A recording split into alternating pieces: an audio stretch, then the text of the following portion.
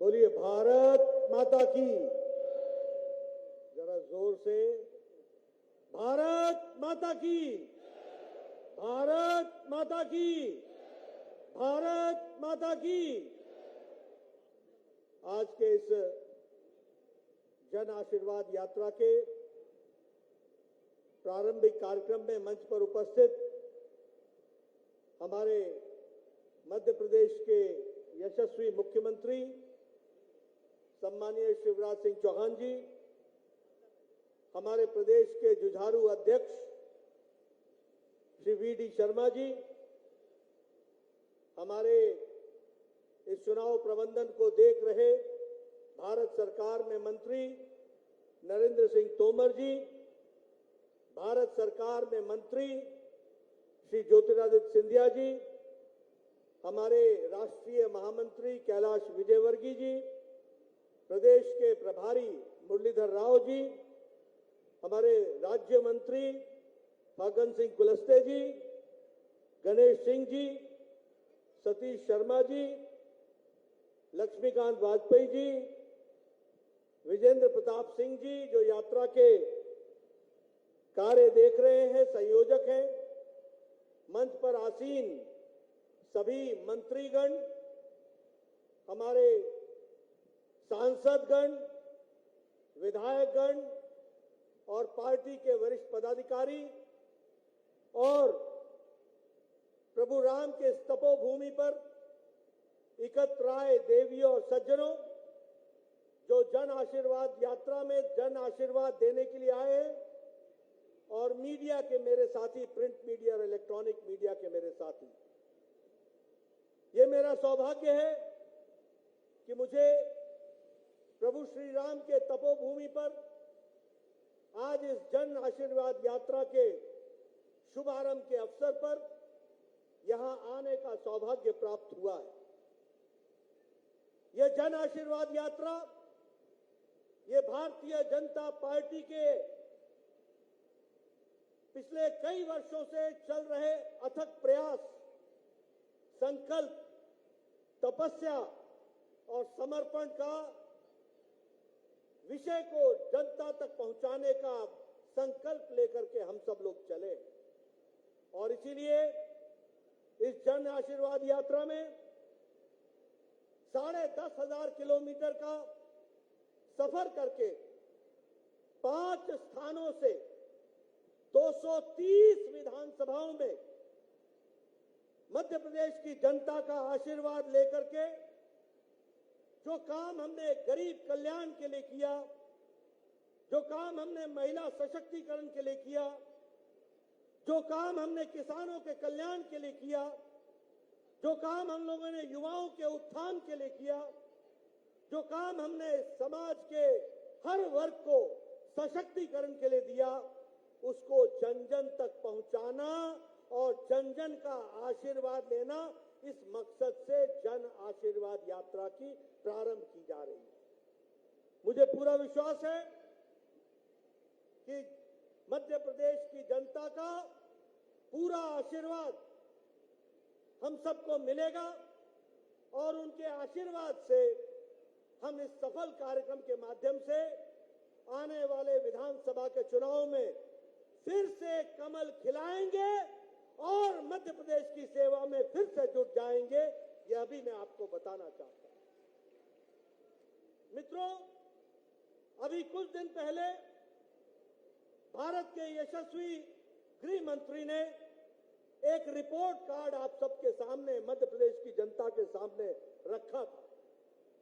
उस report card के माध्यम से हम जनता को यह बताने जाएंगे कि कैसे 20 साल पहले का मध्य प्रदेश था और कैसे आज 20 साल के बाद मध्य प्रदेश का परिवर्तन हुआ है, और किस तरीके से मध्य प्रदेश आज बढ़ते हुए कदम के साथ एक उत्तम राज्य के रूप में आगे बढ़ा है। इसके लिए मैं भारतीय जनता पार्टी और शिवराज सिंह जी को बधाई देता हूं, जिन्होंने यहां तक इस यात्रा को पहुंचाया।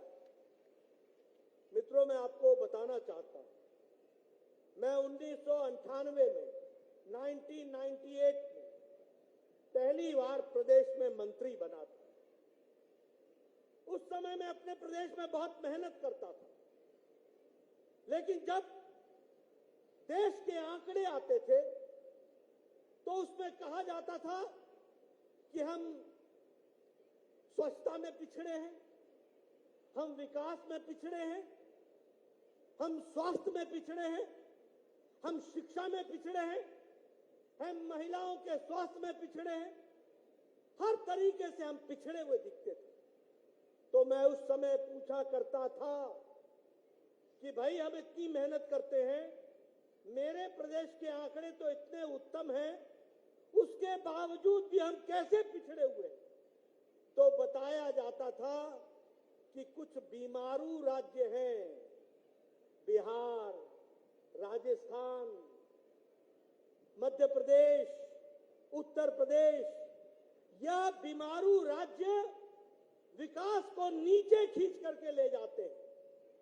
लेकिन आज मैं ये गौरव के साथ कह सकता हूं 2023 में कि जो बीमारू राज्य थे उसमें से मध्य प्रदेश एक विकसित राष्ट्र के रूप, विकसित प्रदेश के रूप में खड़ा हो गया है। इसके लिए मैं आपको बधाई देता हूं, एक विकसित प्रदेश के रूप। और सिर्फ मैं कहने के लिए नहीं कह रहा हूं, मध्य प्रदेश की पर कैपिटा इनकम, प्रति व्यक्ति आय 2002 में 11,171 रुपए थी। आज मध्य प्रदेश की प्रति व्यक्ति आमदनी साल की 1,40,000 रुपए हो गई है। ये भी हमको ध्यान में रखना चाहिए। हमारे 2002 में 7,000 किलोमीटर की सड़कें बनी थी मध्य प्रदेश में। आज 2023 में 5 लाख से ज्यादा किलोमीटर की सड़क मध्य प्रदेश में बन करके तैयार हुई। हमारे 2002 में मेडिकल कॉलेज में सिर्फ 620 सीटें हुआ करती थी, 620 सीटें। आज 4,000 से ज्यादा मेडिकल की शिक्षा प्रति वर्ष मध्य प्रदेश में हो रही है। यह भी हमको ध्यान में रखना चाहिए। हमारे यहां शिक्षण संस्थान, कॉलेजेस 310 थे 2002 में, और आज 536 शिक्षण संस्थान, एजुकेशनल कॉलेजेस बने हैं। यह भी हमको ध्यान में रखना चाहिए। हमारे यहां इंडस्ट्री के नाम पर, उद्योग के नाम पर कुछ भी मध्य प्रदेश में नहीं था। मैं आपके सामने, युवाओं के सामने 20 साल पहले की तस्वीर खींच रहा हूं, और आज जहां मध्य प्रदेश में पहले 23 इंडस्ट्रियल एरिया थे, आज मध्य प्रदेश में 112 इंडस्ट्रियल एरिया में काम चला है और इंडस्ट्रीज लगी है। आपको जानकर आश्चर्य होगा कि मध्य प्रदेश में उद्योग सिर्फ 6% थे, 0.6%, 0.6%। आज मध्य प्रदेश में उद्योगीकरण 24% तक पहुंचा है। इसको भी हमको ध्यान में रखना चाहिए। इसलिए विकास के साथ आज मध्य प्रदेश खड़ा हो गया, हर चीज में आगे बढ़ रहा है। मुझे खुशी है कि जब मैं मध्य प्रदेश की बात करता हूं तो मध्य प्रदेश स्वच्छता में नंबर 1 पर खड़ा है देश में। मुझे खुशी है कि जब मैं मध्य प्रदेश की बात करता हूं तो स्मार्ट सिटी में मध्य प्रदेश नंबर 1 पर खड़ा है। मुझे खुशी है कि जल संरक्षण में मध्य प्रदेश प्रथम स्थान पर खड़ा है।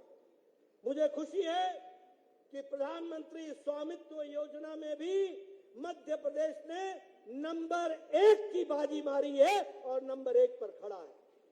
मुझे खुशी है कि प्रधानमंत्री मातृत्व वंदना योजना में महिलाओं के सशक्तिकरण में प्रसूति से लेकर के हर तरीके के बच्चों के विकास के लिए जो कार्यक्रम चलाए गए हैं, उसमें भी मध्य प्रदेश नंबर 1 पर खड़ा है। इस बात को भी हमको ध्यान में रखना चाहिए।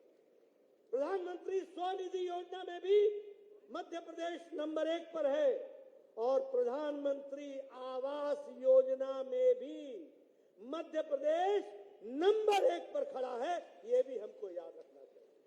और प्रधानमंत्री आवास योजना में मध्य प्रदेश नंबर 1 पर खड़ा है, जबकि कमलनाथ ने इस आवास योजना को अपने शासन के समय में डिरेल करने में कोई कसर नहीं छोड़ी थी। कमलनाथ ने आवास योजना की लिस्ट दिल्ली पहुंचने ही नहीं दी थी। उसके बावजूद भी पिछले 3 साल में शिवराज सिंह ने मेहनत करके मध्य प्रदेश को आवास योजना में नंबर 1 पर पहुंचा दिया है। ये हमको ध्यान में रखना चाहिए। अब ये हमारी जिम्मेवारी है। बताइए, नवंबर दिसंबर में मध्य प्रदेश को नंबर 1 पर पहुंचाओगे कि नहीं? पहुंचाओगे कि नहीं? कमल खिलाओगे कि नहीं? आगे बढ़ाओगे कि नहीं? मध्य प्रदेश को नंबर 1 रखने में कोई कसर नहीं छोड़ना मित्रों। ये आपसे मैं निवेदन करने के लिए आया। मित्रों, जब मैं आज 5G की बात करता हूं, मोदी जी की, तो ये 5G क्या है? ये कनेक्टिविटी तो है ही, लेकिन ये ग्रोथ का इंजन है, ये गुड गवर्नेंस का इंजन है, ये गुडविल का इंजन है, ये गारंटी की जिम्मेवारी है और ये गरीब कल्याण से जुड़ा हुआ 5G है। इसके लिए जहां प्रधानमंत्री मोदी जी ने कोई कसर नहीं छोड़ी, वहां मध्य प्रदेश के भी नेताओं ने जनता तक विकास को पहुंचाने में कोई कसर नहीं छोड़ी है। यह भी आपके सामने मैं कहना चाहता हूं। मित्रों, हम लोग समर्पित हैं, संकल्पित हैं। किस बात के लिए? गांव, गरीब, वंचित, पीड़ित, शोषित, दलित, महिला, युवा, किसान, इनकी तस्वीर और तकदीर बदलने के लिए हम संकल्पित हैं। और हमारी तमाम योजनाएं, अगर हम बात करें प्रधानमंत्री आवास योजना की, अगर हम बात करें प्रधानमंत्री गरीब कल्याण अन्न योजना की, आज गरीब कल्याण अन्न योजना के कारण 13 करोड़ 50 लाख 13.5 करोड़ लोग आज गरीबी की रेखा से निकल करके मध्य वर्ग में पहुंच गए हैं। ये भारत की बदलती तस्वीर है। ये गरीब कल्याण अन्न योजना के कारण 80 करोड़ की जनता को भूखे रहने से बचाने का काम मोदी जी ने किया। आज कोई भी गरीब भूखा नहीं सोता है। इसलिए अति गरीबी भारत में 0.1% से भी कम हो गई है। यह भी हमको ध्यान में रखना चाहिए। अगर हम बात करें उज्ज्वला योजना की, तो जहां 9.5 करोड़ हमारे गरीब बहनों को गैस का सिलेंडर दिया गया, चूल्हा दिया गया, वहीं अभी राखी के अवसर पर पहले 200 रुपए का छूट और फिर से 200 रुपए की छूट देने का काम हमारी सरकार ने किया और बहनों को एक तरीके से उनको तोहफा देने का और उनको बहनों को याद करने का काम किया। मित्रों, अगर मैं विकास की बात करूं तो आज भारत 11वें नंबर से आर्थिक व्यवस्था में छलांग लगा करके 5वें नंबर पर खड़ा हो गया है। और मित्रों, आपने 2023 के दिसंबर में मध्य प्रदेश में आशीर्वाद देना और 2024 के मई में मोदी जी को आप फिर से आशीर्वाद देंगे और भारत दुनिया की तीसरी आर्थिक महाशक्ति बन करके आएगा। ये हमारी गारंटी, ये प्रधानमंत्री जी की गारंटी है। इसको लेकर के हमने आगे बढ़ना है। आपने कभी सोचा था 9 साल पहले आपके हाथ में जो मोबाइल होता था उस पे लिखा होता था मेड इन चाइना। आज जो आपके हाथ में मोबाइल है उस पे लिखा हुआ है मेड इन इंडिया। अब एप्पल भी इंडिया में बनता है। 97% मोबाइल अब भारत में बन रहा है। यह परिवर्तन आया है। अगर मैं बात करूं ऑटोमोबाइल इंडस्ट्री में, ऑटोमोबाइल मार्केट में भारत तीसरे नंबर पर खड़ा है, स्टील में दूसरे नंबर पर खड़ा है। और दुनिया में जब आर्थिक मंदी है तो भारत एक आशा की किरण के साथ सबसे तेज गति से बढ़ने वाली आर्थिक व्यवस्था मोदी जी के नेतृत्व में बनी है। इसको भी हमको याद रखना चाहिए। इसलिए मित्रों, हम आपके सामने आज हमारे लिए खुशी की बात है, हम चंद्रयान पर हमारा सैटेलाइट लैंड कर गया है। कल हमारा आदित्य L1 सक्सेसफुल लॉन्च हो गया और वो 4 महीने में 15 लाख किलोमीटर की दूरी तय करेगा और 5 साल तक सूरज की पूरी अध्ययन करके जमीन पर हमें बताएगा। इसरो के साइंटिस्टों को बहुत बहुत बधाई जो आज चंद्रमा और सूरज को जीतने के लिए काम कर रहे हैं और प्रधानमंत्री जी का उनको आशीर्वाद मिला है। इस तरीके की परिस्थितियां खड़ी हुई। मित्रों, मध्य प्रदेश भी विकास में कोई कमी नहीं कर रहा है। Roadways, infrastructure, highways, Airways, railways, सब में मध्य प्रदेश आगे बढ़ा है। आपको जानकर खुशी होगी कि 34 रेलवे स्टेशन मध्य प्रदेश के सबसे मॉडर्नाइज होकर के 2 साल में तैयार हो जाएंगे और आपको मालूम है कि प्रधानमंत्री जी ने इसका शिलान्यास कुछ ही दिन पहले किया है, यह भी हम सबको मालूम है। अगर मैं बात करूं हमारे हाईवेज की तो 33,000 करोड़ रुपए सिर्फ हाईवेज पर खर्च हुआ है और चंबल का एक्सप्रेस हाईवे उस पर 8,000 करोड़ रुपए खर्च हो रहा है। नर्मदा के एक्सप्रेस हाईवे पर लगभग 31,000 करोड़ रुपए खर्च हो रहा है। उसी तरीके से इंदौर से भोपाल तक मेट्रो के लिए 710 करोड़ रुपए खर्च हो रहे हैं। यह है विकास की कहानी, यह है विकास को आगे बढ़ाने की कहानी। बताइए, ऐसे जन आशीर्वाद यात्रा को आपका आशीर्वाद मिलेगा कि नहीं मिलेगा? मध्य प्रदेश की जनता का आशीर्वाद आप हासिल करेंगे कि नहीं करेंगे? अगर आप करेंगे तो जिन बातों के लिए शिवराज जी ने कहा, लाडली लक्ष्मी योजना, बालिकाओं का सशक्तिकरण, लाडली बहना योजना, महिलाओं का सशक्तिकरण, समाज को विकसित करने का रास्ता, इसको आप आगे बढ़ाएंगे, ऐसा मेरा विश्वास है। ये मैं आपके सामने कहना चाहता हूं। मुझे खुशी है कि आज 14 मेडिकल कॉलेज, नए मेडिकल कॉलेज प्रधानमंत्री मोदी जी ने दिए और मुझे खुशी है गणेश सिंह जी, मेरे ही स्वास्थ्य मंत्री काल में आपको भी मेडिकल कॉलेज मिला मोदी जी के आशीर्वाद से और यहाँ की जनता को वह समर्पित हुआ है। इसके लिए भी आपको मैं बधाई देता हूं। उसी तरीके से हमारे शिवपुरी के हमारे ज्योतिरादित्य जी बैठे हैं, उनसे पूछिए कि किस तरीके से उनका मेडिकल कॉलेज से वो वंचित हो गए थे, उनको भी मेडिकल कॉलेज देने का प्रयास किया है। हमने तो छिंदवाड़ा में भी मेडिकल कॉलेज खुलवाया है, हमने तो खांडवा में भी मेडिकल कॉलेज खुलवाया है, हमने तो दतिया में भी, रतलाम में भी और सतना में भी मेडिकल कॉलेज को खुलवाने का काम किया है। इसलिए विकास की नई नई कहानियां हम सब लोगों ने रची हैं। फिर चाहे अगर हम धार्मिक दृष्टि से देखें तो चाहे ओमकारेश्वर हो, चाहे अमरकंटक हो, 100 करोड़ रुपए की लागत से इन स्थानों को बढ़ाने का काम प्रधानमंत्री मोदी जी कर रहे हैं और शिवराज जी उनको धरती पर लगा रहे हैं। मित्रों, मैं अगर विकास की कहानी कहूंगा तो बहुत लंबी कहानी हो जाएगी। मैं आपका ज्यादा समय नहीं लेना चाहता, लेकिन एक बात मैं गारंटी से कहना चाहता हूं कि आज मध्य प्रदेश मुख्य धारा में है। शिवराज जी ने जहां इसका विकास किया, बीजेपी की सरकारों ने जहां इसका विकास किया, वहीं विनाश करने में कांग्रेस की सरकारों ने कोई कसर नहीं छोड़ी थी।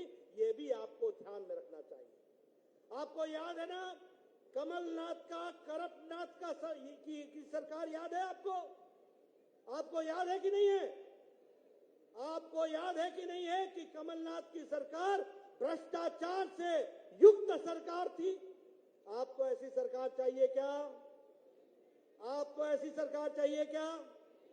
अगर नहीं चाहिए तो जागरूक होकर के कमल के निशान को आगे बढ़ाने का जिम्मा आपका होगा।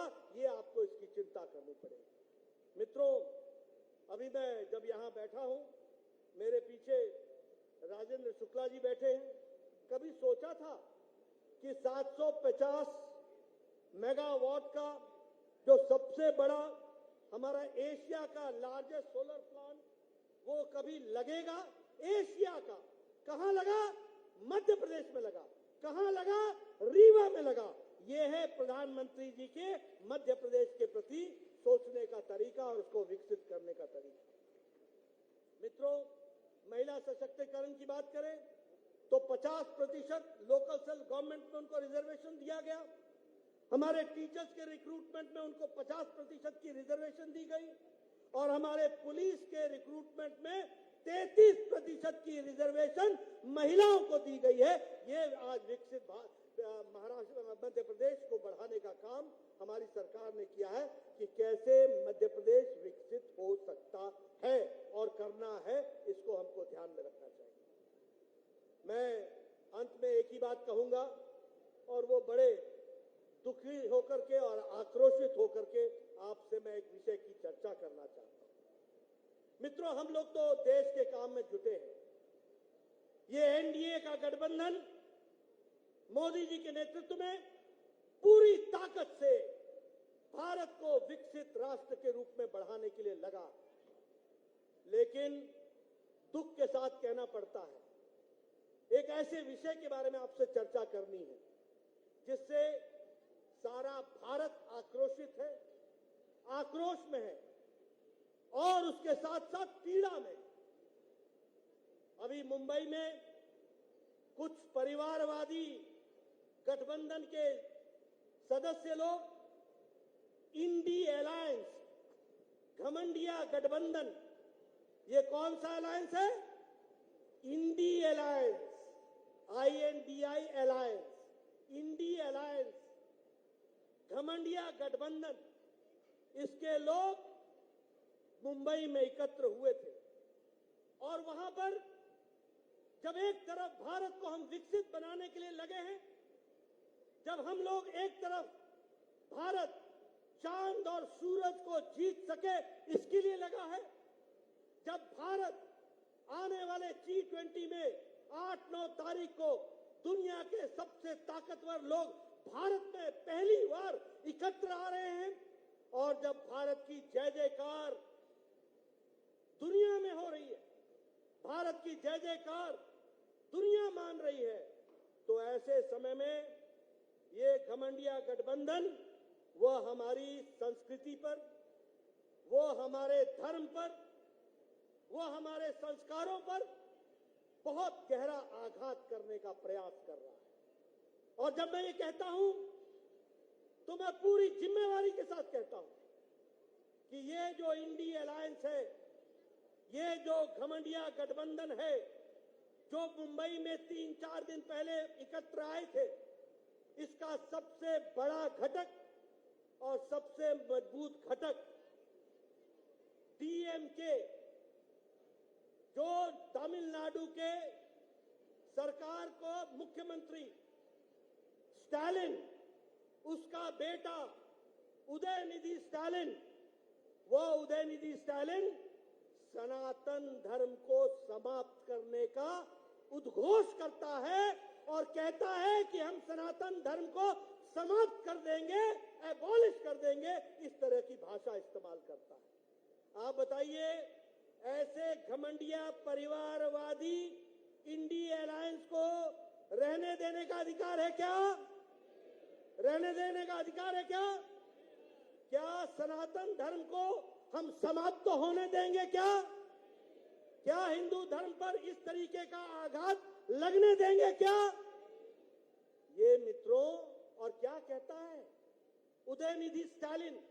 कहता है कि एंटी सनातन नहीं, एबॉलिश सनातन, मतलब सनातन धर्म को जड़मूल से समाप्त कर दो। जिस प्रकार उदाहरण क्या देता है सुन लो, उदाहरण देता है कि जैसे मच्छर, जैसे मलेरिया, जैसे डेंगू, जैसे कोरोना, इसको हम समाप्त करते हैं, वैसे ही सनातन धर्म को समाप्त कर दो। ये है परिवारवादी घमंडिया गठबंधन का घमंड, और वो इस तरीके की बेतुकी बातें कहने में कोई गुरेज नहीं करते, कोई गुरेज नहीं करते। आप बोलिए उदयनिधि स्टालिन ने जो ये बात कही है, ये कब कही? ये तब कही जब 3 दिन पहले मुंबई में बैठकर ये गलबाइयां करके अपनी रणनीति तैयार कर रहे थे। क्या यही रणनीति तैयार हुई है? क्या इंडी अलायंस का, क्या घमंडिया गठबंधन का ये सोचा समझा राजनीतिक रणनीति है क्या कि सनातन धर्म को समाप्त करो, हिंदू धर्म को समाप्त करो? और मैं पूछना चाहता हूं राहुल गांधी से कि राहुल गांधी, ये जो आपने मोहब्बत की दुकान चलाई, ये मोहब्बत की दुकान में हिंदू धर्म और सनातन की नफरत का सामान कहां बिक रहा है? ये नफरत का सामान कैसे बिक रहा है? और ये हिंदू विरोधी, सनातन विरोधी जहर आप जो वहां पर पैदा कर रहे हैं, यही क्या आपकी मोहब्बत की दुकान है? मैं ये इंडी अलायंस और घमंडिया गठबंधन से सवाल पूछना चाहता हूं। पहला सवाल, मुझे जवाब चाहिए और देश को जवाब चाहिए कि जो उदयनिधि स्टालिन ने कहा है वो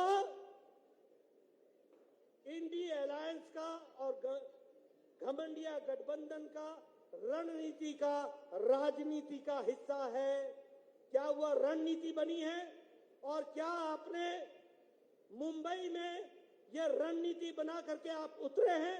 और मेरा दूसरा सवाल है कि क्या आप आने वाले चुनाव में आप सनातन धर्म को समाप्त करने की राजनीति के मुद्दे को लेकर के जनता के बीच में जाने वाले हैं?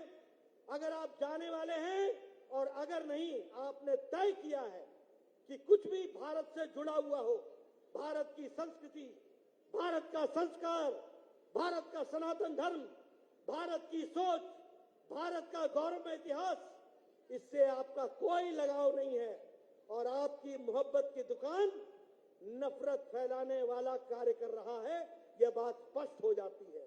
इसलिए मैं चाहूंगा यहां जहां आप जन आशीर्वाद यात्रा में आप आशीर्वाद देने के लिए आए हैं, वहीं आप संकल्प लें कि ऐसे इंडी अलायंस को आप जमीन से उखाड़ करके फेंक देंगे ना?